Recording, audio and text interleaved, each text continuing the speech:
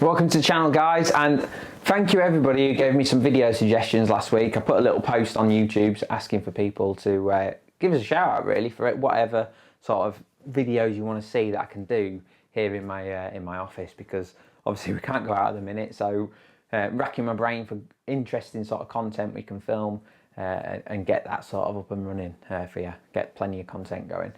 And one of the ones that really piqued my interest was someone asked about like sort of top 6 essential knots that you use for your match fishing, which I thought was a brilliant question actually.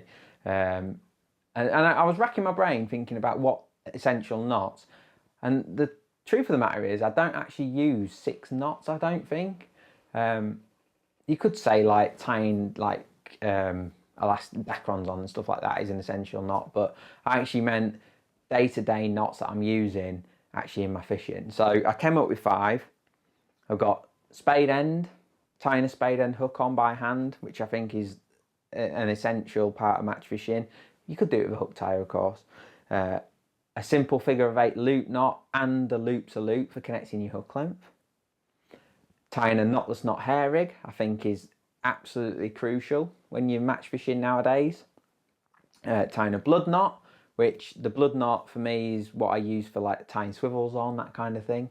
And then last but by no means least is a shock leader knot. So that's tying obviously a shock leader to braid or a heavy shock leader to mono. So those are the 5 essential knots that I just couldn't do without, be that for my pole rigs, feeder fishing, you know, that kind of thing. So let's get into tying those knots now. 5 essential knots for match fishing.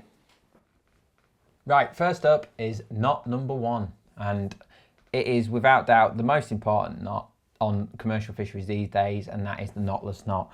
Knotless knot allows you to use hair rigs, be that a rapid stop for using baits like soft baits like corn, meat, bread, that kind of thing, or even a banded pellet. The banded pellet is obviously so important now for shallow fishing, any venue where you're looking to fish 6mm, 8mm pellets in a band, even 4mm pellets in a band. It's just a super important knot that you've got to have in your armoury, and beautiful thing about it, it's so easy to tie. So let's get on and tie it.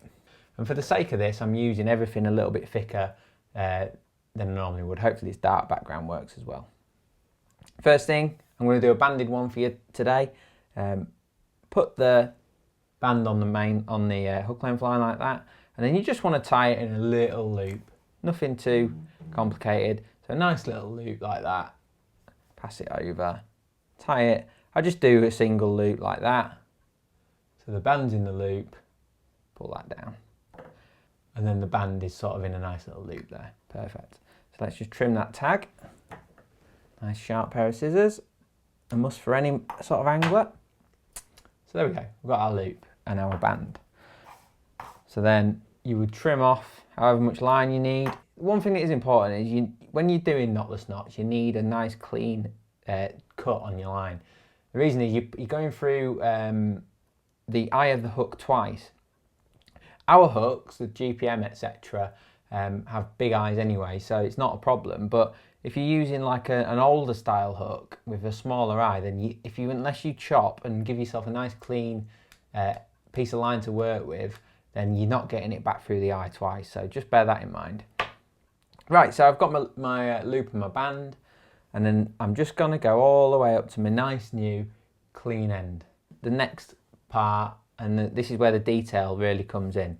So as you can see there, I've pinched the hook in my finger. I've got the shank of my hook this side and the point away. Okay, that's really important. And I take my piece of line and I pass it through. God, my eyes are bad. Pass it through like that. You see that? Okay, so we pass that through. And then pull it all through, pull it all through until we get to this point where the band is close to the bend of the hook. Now what I like to do, I like to sort of snuggle it down so just off the bend of the hook. That seems to work well for me. A little bit of movement's fine, just want a little bit.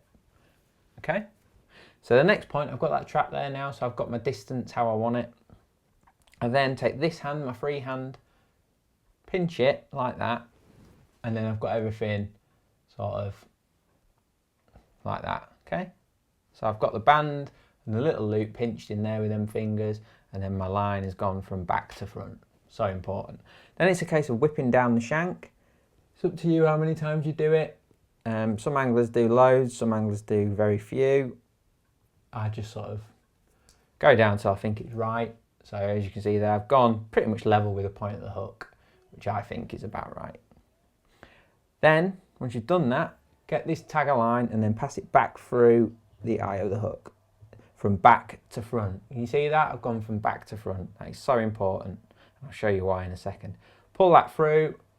You see that's coming tight, and then boom, we've got a lovely banded hook length already done there. Okay, and that is how simple it needs to be. If it was a rapid stop or just a traditional sort of hair with a loop on it, I'd probably have it 10 mil, maybe 12 mil long. But for the sake of hard pellets, I really do like it close to the hook. And obviously this is exaggerated because I've got a size 12 hook for the sake of illustration purposes. But as you can see, the most important thing with this is that you've gone from back to front, as in the line comes back that way from the eye. And as you can see, that is why, because of the angle that this creates. If I was using a KKM or that style hook with the outturned eye, it's not so obvious. But when you're using this kind of GPM, whenever you're fishing shallow, I always think that that angle makes such a difference. If it was going out the back, obviously the hook would be pointing away from you and actually working against you, whereas this is working for you. It's an extra sort of claw to grip the fish when they take the bait. So there you go. That is the knotless knot. Absolutely simple, a must. Okay, so knot number 2 is tying a spade end hook by hand.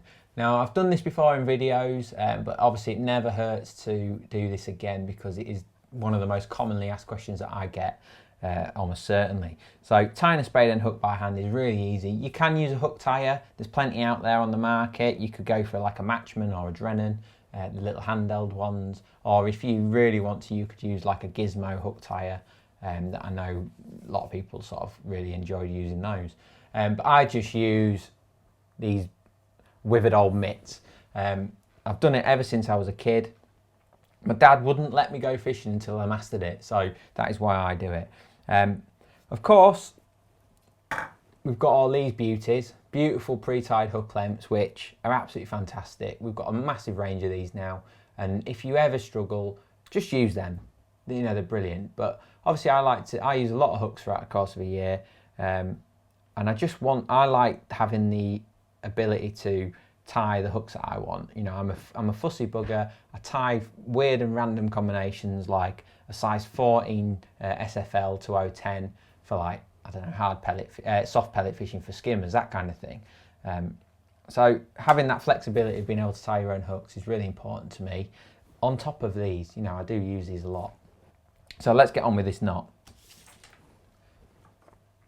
First thing you must do whenever you're tying any sort of hook is have some tension. That goes with any knot really. You need some tension in the line. You can't do it with a loose line. So just bear with me. I'm just gonna track this underneath my laptop. So bear with me a second. Okay, so now I've got my tension.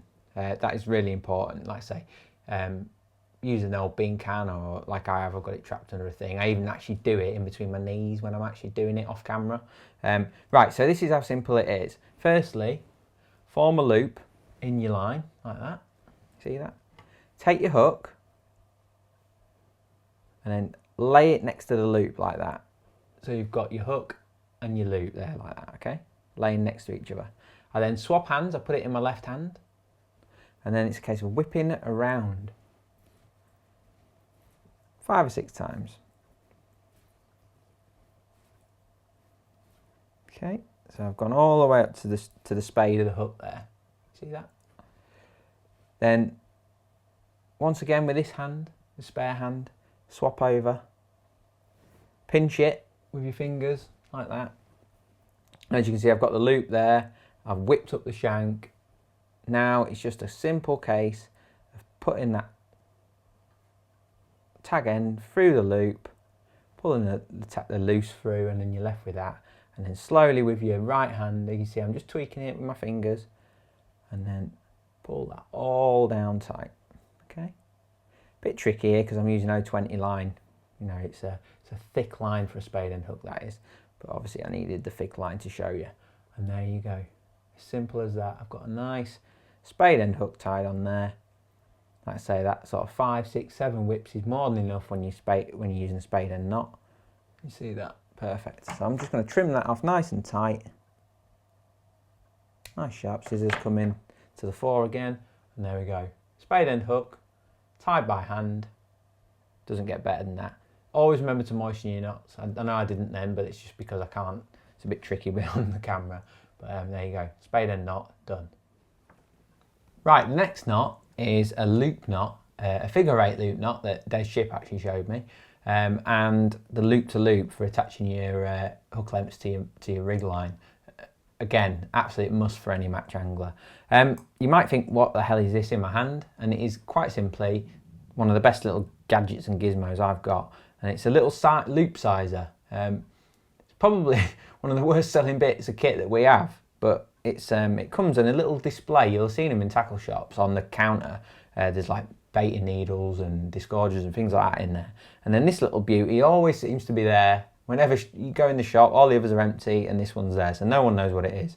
Basically, it's the size of your loops. You can do 8mm, 10mm, 12mm and 15mm loops with this beauty, and it is a must for me for accuracy and consistency when I'm tying loops. Used to use a loop tire, but ever since Des showed me this knot, I don't bother anymore. I just use this, and I always use a 12mm loop, just for reference. The reason being, getting bands and stuff through a smaller loop can be a bit awkward, and I also find the slightly longer loop hangs a little bit straighter when you put the hook length on, so not to affect presentation, that kind of thing. Okay, so let's get on with it. We've got our hook length, our spade end hook that we tied before, and I'm just going to tie a loop in it, okay, to attach it to our rig. Right, the first part of tying a loop, ever so simple, form a overhand loop there. See that in my fingers? I've just gone round my finger like that. Take it off, pinch it, we've got a loop, okay? The next thing I do, I wrap it around my finger, like that, see that? And then it just falls off like that. So I've got 2 loops. I've got the original loop and then I've got this secondary loop that I've created here. I just take these fingers, I twist it like that. So I've got the original loop, the secondary loop that I created, and then I've twisted it, and then pass the original loop through that loop, okay, fully through it. So then I've got the secondary loop with a twist that I've passed my original loop through, okay? That makes sense? Then I get this little beauty, the 12mm loop sizer. I put the long pin through that and the short pin through the secondary loop like that, okay? Pull that tight, and as you can see, I've got a lovely figure of 8 there, which is exactly what you want. Now it comes down tight against the pins. I then tease that off like that and then pull tight. So as you can see, I've got a perfect loop there that's 12mm, which I find is the sort of perfect all-round sort of loop size for pole fishing. So I've got my hook length there essentially, so I'm just going to trim that. Never be easy this tying loops on knots and stuff on camera, but there you go. I've got the tripod above my head, which makes it very awkward. So there you go. I've got my loop. Okay, so I've got my figure of 8 loop there, 12mm in size. So then how do I go about attaching that hook length to my pole rig? And the simple answer is a loop to loop. So imagine this line in my right hand is my pole rig. I would have, when I tie them at home, I would tie that 12mm loop in the end of it, and then obviously have my shot and stuff on it. But in this case, it's just a piece of line with a loop in. Now this is where it gets important, and the amount of anglers who do this wrong is unbelievable, even good anglers. So this is my rig line, okay? Pass the rig loop through the hook length loop like that, okay? So it's on there like that. Pinch it to grab it, then take your hook. Okay, got my hook there. Pass it through the mainline loop like that. Pull it all through, and then you see they're starting to come together. Give it a little bit of a pull. And as you can see, that sort of daisy chain kind of, that's the best way I can describe it, sort of a daisy chain effect is exactly what you're looking for. Okay? If it was any other way than that, the line would be strangulating itself. But as you can see, that's sort of coming together nicely. I'd give it a little wet, pull it down tight, and that is it. Perfect. The perfect loop to loop. I've got my 12mm loops there that don't hinder presentation. Absolutely beautiful. Very neat. As strong as it can possibly be, that is, in my opinion. And that's the loop to loop and the figure of 8 loop. The next knot in this little series is a blood knot. Now, it's one that, again, my dad taught me how to tie when I was a kid, and I've used it ever since.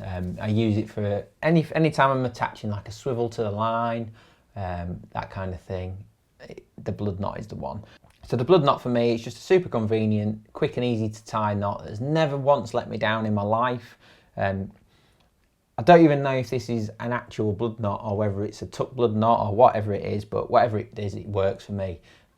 I think there's a few other knots you could use. A Palomar knot is another really good one, so if you want to YouTube that Palomar knot, that's a good knot to tie. Lee Kerry uses that one a lot, but for me the blood knot is just simple. So let's just get a little swivel out. These are these little diamond eye swivels, which actually come into my fishing quite a lot.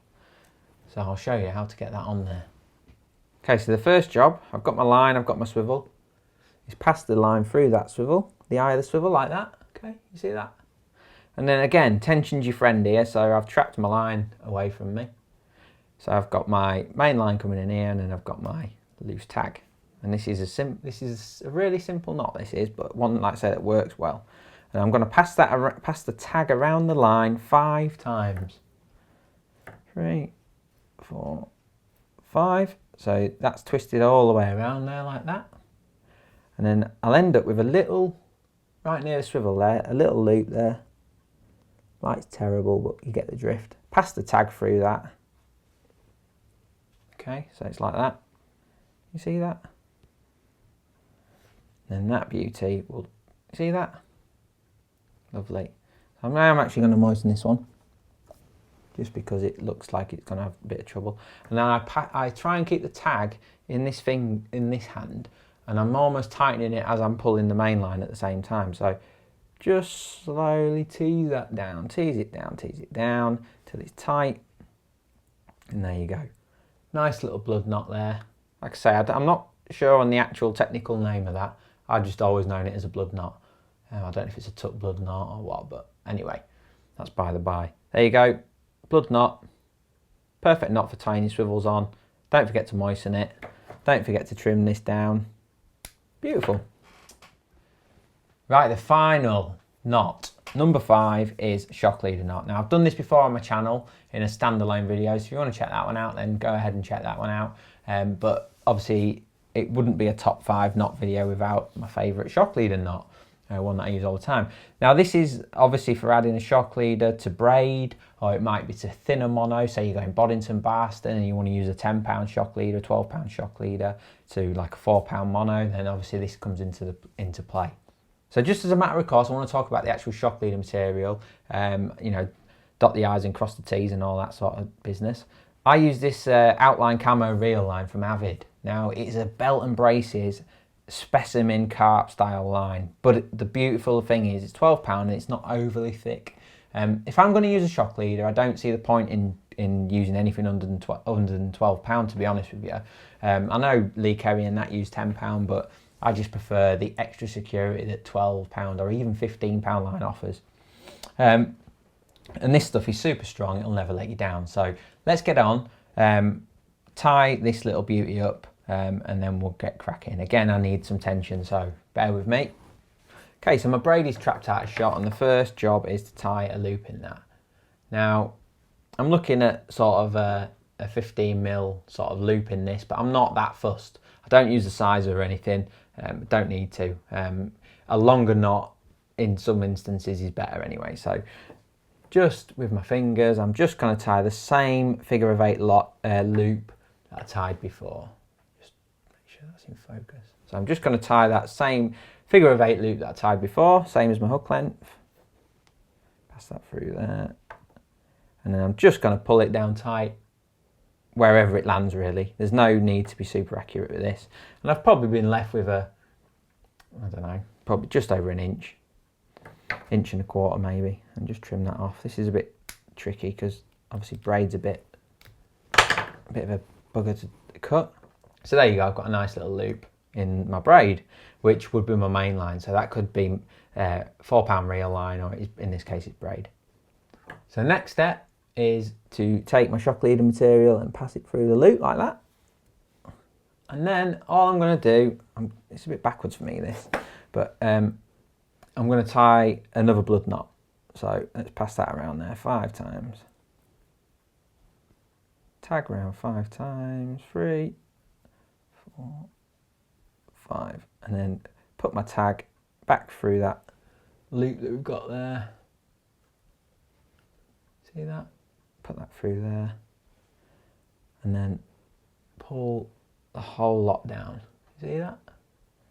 And that will grip beautifully on there. Okay. Then get your sharp scissors, cut nice and tight. Obviously the biggest thing here is it's got to flow through the rod rings nicely. And obviously trimming that nice and tight will do that. There's other knots you can use, Lee, Kerry, etc. use water knots, but for me, I've always used this loop and a blood knot. It's never let me down, and I just think that's a nice little solution to tying shock leaders. It's never let me down. It's good enough for Steve Ringer, it's good enough for me, and that is the 5th and final knot.